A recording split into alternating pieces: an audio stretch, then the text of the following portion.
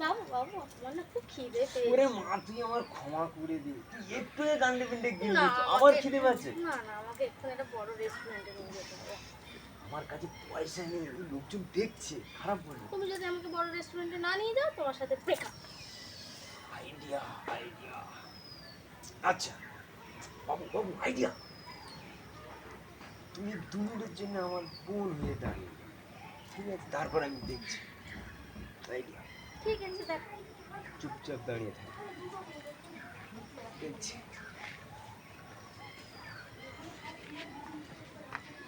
বাড়িতে কেউ আছেন?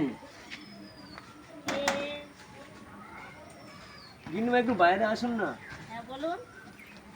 বলছি আমার ওই বোনটাকে দেখতে পাচ্ছেন? হ্যাঁ বলুন। ওনার বিয়ে আমি কন্যাদায়ে পড়েছি, আমার বাবা মা কেউ নেই, সব মারা গেছে। আর আমি অ্যাক্সিডেন্টে আমার পা খোঁড়ায় গেছে। কন্যাদায় উদ্ধার হওয়ার জন্য আপনি দয়া করে যে 1000 টাকা দেন। 1000 টাকা? তা আপনি কত দেবেন বলুন? আচ্ছা আপনি দাঁড়ান। 1000 টাকা দেন। আচ্ছা আপনি দাঁড়ান, টাকা নিয়ে আসুন। মুরগি করতে পেরেছি। ওয়েট, যাচ্ছি রেস্টুরেন্টে। গিন্মা, এ নাও 500 টাকা। 500 টাকা হবে না মা, দয়া তুই করে ওই নে সন্তুষ্ট হয় বাবা।